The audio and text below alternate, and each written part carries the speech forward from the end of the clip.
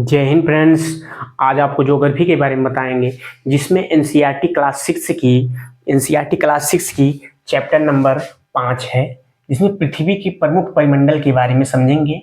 और ये बड़ा चैप्टर है, ये बहुत बड़ा चैप्टर है, इसीलिए थोड़ा सा इसमें 2 पार्ट में करके बताएंगे आपको। पहला पार्ट पढ़ा दे रहे हैं, पर दूसरा पार्ट फिर बाद में पढ़ा के डाउनलोड करेंगे वीडियो। ये जो इसमें पढ़ेंगे क्या है, पृथ्वी के प्रमुख परिमंडल इस चैप्टर में। मगर ये हम ज्यादातर इसमें फोकस हमारा कहाँ रहेगा, ये महाद्वीपों के बारे में जानकारी है। उसके बाद हम हो जाएगा परिमंडल के बारे में, उस चैप्टर में पढ़ेंगे, मतलब उस पार्ट में पढ़ेंगे। आइए हम समझते हैं पृथ्वी के प्रमुख परिमंडल के बारे में। पृथ्वी की सतह जो होती है, यहाँ हम पिछले चैप्टर में पढ़ चुके हैं कि पृथ्वी एक ऐसा ग्रह है जहाँ यहाँ जीवन संभव है, क्योंकि यहाँ पर्याप्त मात्रा पे यहाँ हवाएं, वायु पाई जाती हैं, जल पाया जाता है, भूमि पाई जाती है जो एक दूसरे को बांधे रखती है, जो वायु होती है। इसीलिए यहाँ रहना एक प्रकार से अच्छा हो जाता है, मानव के रहने योग्य हो जाता है। इसीलिए पृथ्वी को एक अद्भुत ग्रह के नाम से भी जाना जाता है। तो यहाँ तरह तरह की चीजें पाई जाती हैं, इसलिए कहते हैं पृथ्वी की सतह ऐसी है जिसमें पर्यावरण के 3 महत्वपूर्ण घटक हैं। पृथ्वी की सतह जो होती है ऐसी है जिसमें पर्यावरण के 3 मुख्य घटक हैं। घटक कौन कौन से हैं ये समझते हैं हम। ये भूमंडल है, वायुमंडल है, जलमंडल है। ये 3 मंडल हैं, ठीक है। अब ये भूमंडल, वायुमंडल, जलमंडल, भूमंडल के बारे में हम समझते हैं।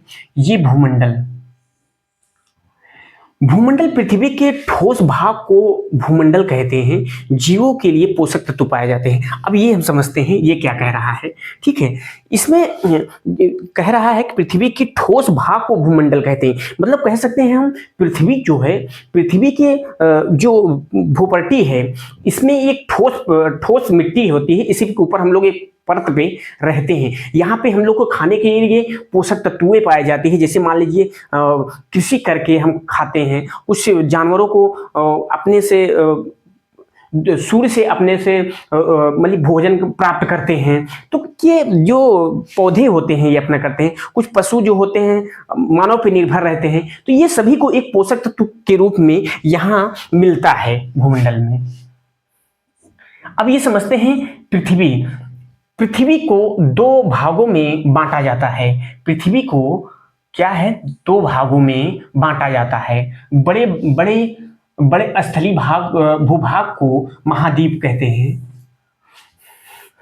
बड़े स्थलीय भूभाग को महाद्वीप कहते हैं। जो कह सकते हैं कि जैसे हमारे 7 महाद्वीप हैं, उनमें से जो ऊंचे, मतलब समुद्र से, जो महासागर से ऊंचे स्थान पर है, उसे महाद्वीपी कहा जाता है। क्योंकि वहां मानव को रहने योग्य सभी चीजें पाई जाती है, क्योंकि समुद्र में कोई रह नहीं सकता है। इसलिए महाद्वीपों को 2 बराबर, यानी पृथ्वी को 2 बराबर भागों में बांटा गया है, जिसमें बहुत बड़े जलाशय, ये जो महासागर होते हैं, ये जो समुद्र होते हैं, ये सब एक दूसरे से मिले होते, कहीं न कहीं जाकर सभी एक दूसरे से मिले होते हैं। क्योंकि इसका पानी जो होता है एक दूसरे से हर एक सागर में जाकर मिले होते हैं। यह कहा जाता है कि यह समुद्र की गहराई, मतलब समुद्र की गहराई, जहाँ यहाँ मान लीजिए समुद्र है, इसकी गहराई जो होते हैं सभी जगह समतल पाई जाती है। समतल मतलब जीरो कह सकते हैं। क्योंकि यहाँ से हम जब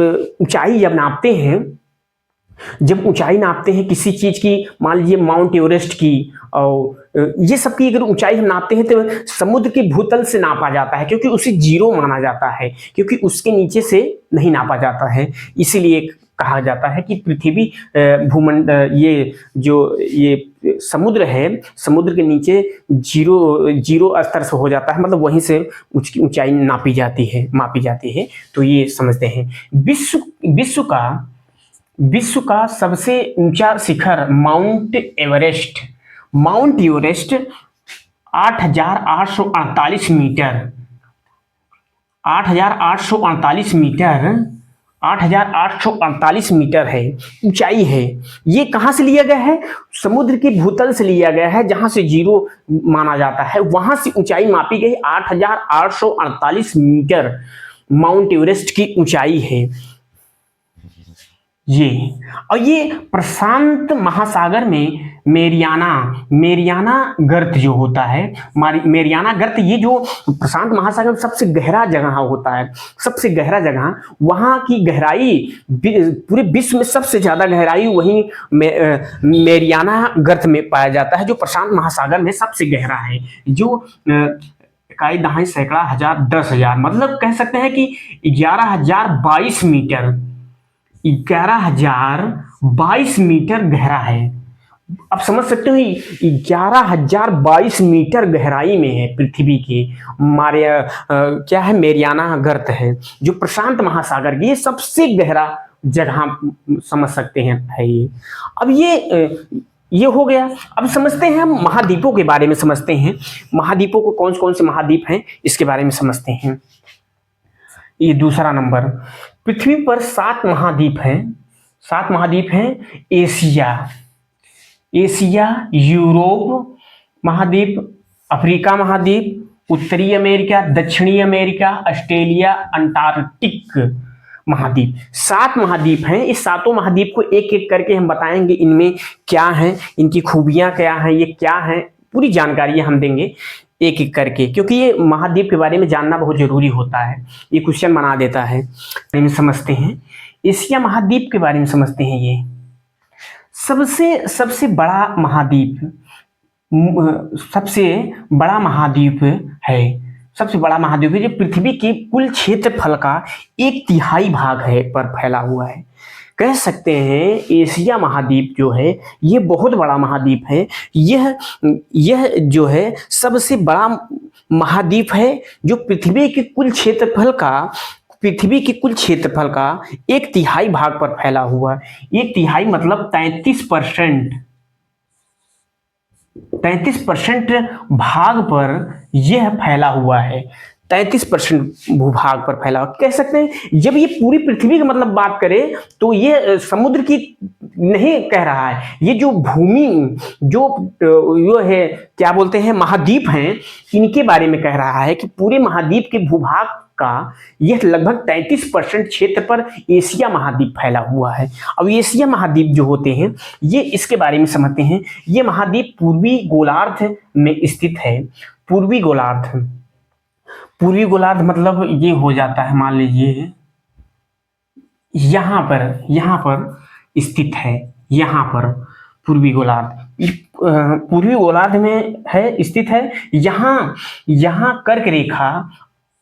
कर्क रेखा होकर गुजरती है, यहां से कर्क रेखा समझते हैं, ये हमारे भारत से होकर गुजरती है, क्योंकि हमारा जो भारत है एशिया का एक हिस्सा है। ये भारत मान लीजिए यहाँ है, तो भारत जो है कर्क रेखा होकर गुजरती है, इसीलिए कहते हैं एशिया से होकर गुजरती है कर्क रेखा। पश्चिम में यूराल पर्वत है, ये पूर्व, ये पश्चिम। अब ये यहां से मान लीजिए ये समझते हैं कि यूरोप हो गया, मान लीजिए ये यूरोप हो गया। ये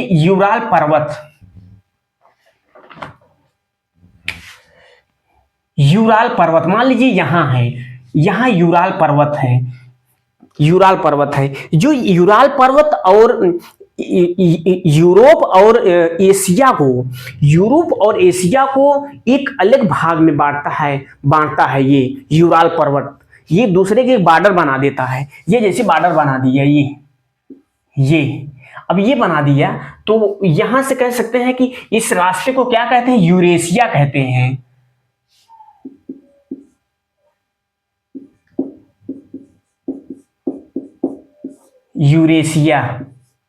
यूरेशिया कह सकते हैं, क्योंकि ये जो है यूरोप और एशिया का एक रास्ता बना दिया है, जो एक पहाड़ के माफिक बना दिया है, इसीलिए यूरेशिया रास्ता। यूरोप महाद्वीप, एशिया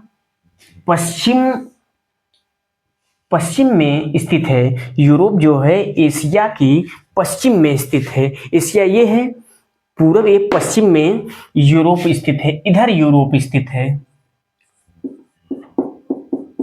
इधर यूरोप है। एशिया इधर है, यूरोप यूरोप के पश्चिम में स्थित है, क्योंकि यही से यही एक यूरेशिया जो पर्वत है, यूरेशिया जो रास्ता, संयुक्त भाग को यूरेशिया कहते हैं। इसी भाग को, इसी दूसरे को अलग करता है, ठीक है। ये कहते हैं स्थित है, यहाँ आर्कटिक वृत्त होकर गुजरती है। आर्कटिक वृत्त, यूरोप जो है, यूरोप से आर्कटिक वृत्त होकर गुजरती है। यहाँ से आर्कटिक वृत्त, आप कह सकते हैं कि आर्कटिक वृत्त वो होता है जहाँ यह ठंडा वहाँ हमेशा रहता है, वो वह क्षेत्र यूरोप को कह सकते हैं, जो एकदम ध्रुवों के पास है, एकदम ध्रुवों के पास है, एकदम ध्रुवों के पास है। तो होके गुजरते, यूरोप तीन तरफ से घिरा हुआ है। यूरोप जो होता है वो तीनों तरफ से समुद्र से घिरा हुआ है, ठीक है। अब ये समझते हैं अफ्रीका महाद्वीप के बारे में समझते हैं। ये अफ्रीका महाद्वीप है। अफ्रीका महाद्वीप एशिया के बाद सबसे बड़ा महाद्वीप है। एशिया के बाद सबसे बड़ा महाद्वीप अफ्रीका महाद्वीप है। अफ्रीका महाद्वीप एशिया के बाद सबसे बड़ा महाद्वीप है, जो विषुवत रेखा इस महाद्वीप से होकर गुजरती हैं। विषुवत रेखा इस महाद्वीप से होकर गुजरती है। अफ्रीका का बहुत बड़ा भाग उत्तरी गोलार्ध में स्थित है। अफ्रीका का बहुत बड़ा भाग जो है उत्तरी गोलार्ध में स्थित है। यहाँ से विषुवत रेखा होकर गुजर, यही ऐसा महाद्वीप है, ऐसा महाद्वीप है जिससे कर्क रेखा, विषुवत रेखा, मकर रेखा होकर गुजरती है। कर्क रेखा, मकर रेखा, विषुवत रेखा, ये अफ्रीका महाद्वीप ऐसा महाद्वीप है जहां से ये तीनों रेखाएं होकर गुजरती हैं। कर्क रेखा, मकर रेखा, विषुवत रेखाएं, ये तीनों बराबर बीच में काटते हैं। ये अफ्रीका महाद्वीप के बारे में, ये अफ्रीका तीनों रेखाएं होकर इधर से गुजरती हैं। यही कह रहा है ना, यही ऐसा महाद्वीप है जिससे कर्क रेखा, विषुवत रेखा, मकर रेखा होकर गुजरती हैं। सहारा रेगिस्तान अफ्रीका में स्थित है। जो सहारा रेगिस्तान सबसे बड़ा रेगिस्तान है, यह अफ्रीका महाद्वीप में स्थित है। ये बहुत विशाल है। यहाँ कहते हैं कि बहुत पहले यहाँ मतलब कह सकते हैं कि यहाँ जलवायु बहुत अच्छी थी, मतलब वहाँ मरुस्थल नहीं था, वहाँ नदियाँ बहती थी। धीरे धीरे करके यह क्लाइमेट जब चेंजिंग हुआ, इसी कारण ये मतलब ये मरुस्थल में तब्दील हो गया, रेगिस्तान में हो गया। ये नील नदी यहीं से होकर गुजरती है। नील नदी विश्व की सबसे लंबी नदी मानी जाती है, जो यहीं से होकर गुजरती है, अफ्रीका महाद्वीप से होकर गुजरती है। अब ये उत्तरी अमेरिका के बारे में समझते हैं। उत्तरी अमेरिका तीसरा बड़ा महाद्वीप है, तीसरा सबसे बड़ा महाद्वीप है उत्तरी अमेरिका। यहां दक्षिणी अमेरिका को, तीसरा बड़ा महाद्वीप है, यह दक्षिणी अमेरिका को संकरे स्थल से जोड़ता है। संकरे स्थल से जोड़ता है। मान लीजिए कि ये कैसे बना है, मान लीजिए ये भाग है, ये भाग है, एक संकरे रास्ते से जोड़ती है। ये जैसे मान लीजिए ये रास्ता है, वो बन गया, ये रास्ते से जोड़ती है। ये इसे संकरा रास्ता कह सकते हैं। संकरे रास्ते से होकर जोड़ते हैं, जिसे पनामा नहर, पनामा स्थल संधि के नाम से जाना जाता है। इसे पनामा स्थल संधि के नाम से जाना जाता है। उत्तरी एवं पश्चिमी गोलार्ध में स्थित है। उत्तर एवं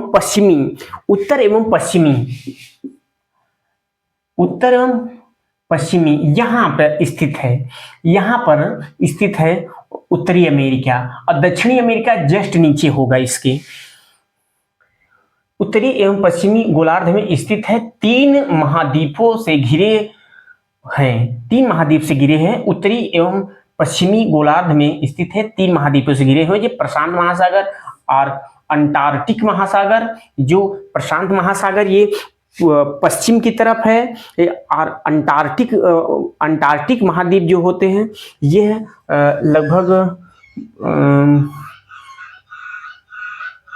पूर्व में है, ये पूर्व में स्थित है, ये उत्तर में स्थित है। ये तीनों महासागर जो है उत्तरी अमेरिका को घेरे हुए हैं, ये उत्तरी अमेरिका को घेरे हुए हैं। अब फिर आ जाते हैं हम दक्षिणी अमेरिका के बारे में समझते हैं।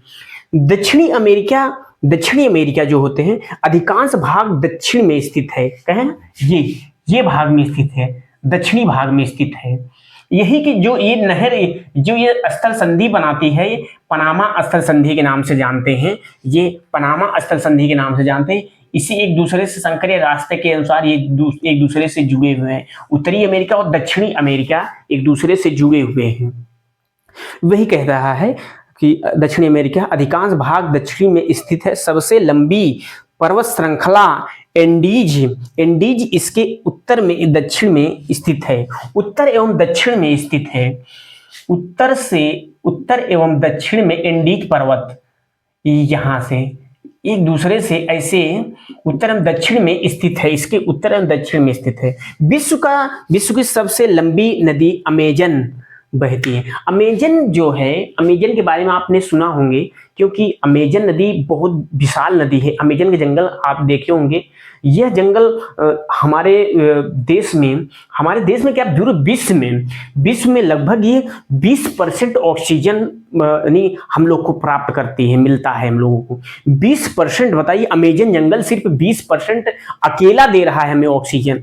हम आप जो ले रहे हैं ऑक्सीजन इस समय, वो भी एक प्रकार से कह सकते हैं कि 20% जो ऑक्सीजन आ रहा है वह अमेजन जंगल से आ रहा है। कितना विशाल वहाँ के जीव जंतु, बहुत बढ़िया, आज तक रहस्यमय है वो। आज तक ज्यादा जानकारी वैज्ञानिक भी नहीं लगा पाते हैं, कौन सी जीव कब कब रहते हैं, कितने बड़े एनोकंडा, ये सब वहीं पाए जाते हैं जो अमेजन जंगल में पाए जाते हैं।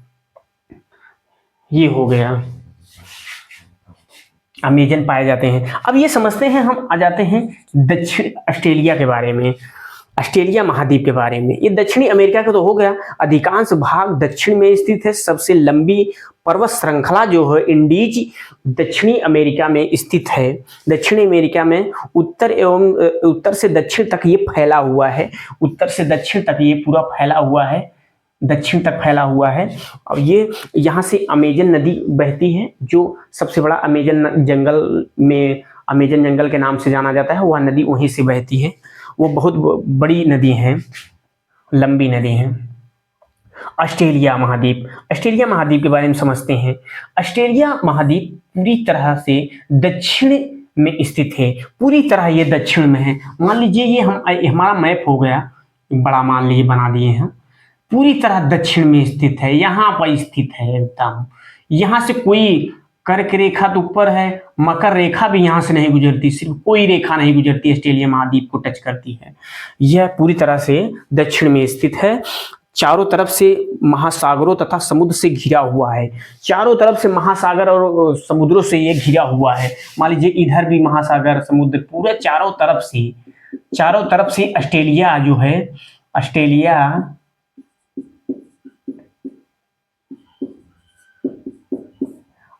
जो है चारों तरफ से घिरा हुआ है। ये घिरा हुआ है। ये इसे क्या कहते हैं? इसे द्वीपीय महाद्वीप कहते हैं। इसे द्वीपीय महाद्वीप कहने का मतलब यही हो जाता है इनका, क्योंकि यह ऑस्ट्रेलिया जो है चारों तरफ समुद्र से घिरे होने का यह द्वीपीय महाद्वीप के नाम से जाना जाता है, क्योंकि यहाँ की कुछ विशेषताएं होती हैं, इसी कारण इन्हें द्वीपीय महाद्वीप के नाम से। अब जैसे पूछ सकता है द्वीपीय महाद्वीप किस महाद्वीप को कहते हैं? अब समझ रहेंगे तब न बताएंगे आप। द्वीपीय महाद्वीप ऑस्ट्रेलिया महाद्वीप को कहते हैं, जो ये इनकी एक खासियत होती है, चारों तरफ से घिरे होने के कारण ये द्वीपीय महाद्वीप के नाम से जाना जाता है। अब ये समझते हैं अंटार्कटिक महाद्वीप। ये अंटार्कटिक महाद्वीप जो होते हैं ये पूरी तरह से यह भी दक्षिण के क्षेत्रों में होते हैं, एकदम लास्ट बिंदु पे होते हैं। एकदम कह सकते हैं कि अंटार्कटिक महाद्वीप जो होते हैं, अंटार्कटिका जो महाद्वीप है, ये महाद्वीप दक्षिण गोलार्ध में हैं स्थित हैं। यहाँ बर्फ की मोटी परत जमी होती है। यहाँ बर्फ की जो मोटी परत जमी होती है, क्योंकि यहाँ मानव के रहने योग्य वहाँ का क्लाइमेट ये सब नहीं है, वातावरण वहाँ का कुछ भी नहीं है। इसीलिए कह सकते हैं कि हम वहाँ पर सभी देश एक साथ मिलकर एक एक एक समिति बनाए, सब लोग मिलकर वहाँ जाकर एक वो करने लगे, और कह सकते हैं सर्च करने लगे। कोई अपना अपना जैसे वैज्ञानिक एक बना दिए, कैंप बना दिए, इसरो जानकारी रखने के लिए बना दिए हैं, जैसे बड़ी बड़ी जगह पे। अब जैसे बड़े बड़े देशों ने अपना अपना मिलकर एक मिसाइल जैसे कुछ भी बनाना हुआ, किस चीज शोध कर रहे हैं तो वही कर रहे हैं, क्योंकि वहां मानव के रहने योग्य नहीं है। वो सिस्टम बनाए होंगे अपना रहने के लिए, इसीलिए इसमें यही दिया हुआ है कि यहाँ मानव निवास नहीं कर सकता है। यहाँ शोध संस्थान है, शोध संस्थान, भारत के शोध संस्थान के बारे में आप समझिए, मैत्री और भारती, ये दो शोध संस्थान हैं, दो शोध संस्थान हैं जो मैत्री और भारती के रूप में जानते हैं। ये पूछ सकता है, यही पूछ सकता है, कहेगा अंटार्कटिका महाद्वीप में दो शोध संस्थान कौन से हैं? भारतीय संस्थान। अब कह सकते हैं मैत्री और भारती, इस दो बारे में जानकारी होनी चाहिए आप लोगों को, कि ये क्वेश्चन बना देता है। अब ये बड़े बड़े आकार से छोटे आकार में महाद्वीपों को दिया गया है। एशिया महाद्वीप हो गया, अफ्रीका महाद्वीप हो गया, उत्तरी अमेरिका, दक्षिणी अमेरिका, अंटार्कटिका, यूरोप, ऑस्ट्रेलिया, ये बड़े, सबसे बड़ा ये है। और ये अफ्रीका दूसरा है, उत्तरी अमेरिका, दक्षिणी America, Antarctica, Europe, Australia. Australia सबसे छोटा महाद्वीप है। आपको समझ में आया होगा। धन्यवाद जी।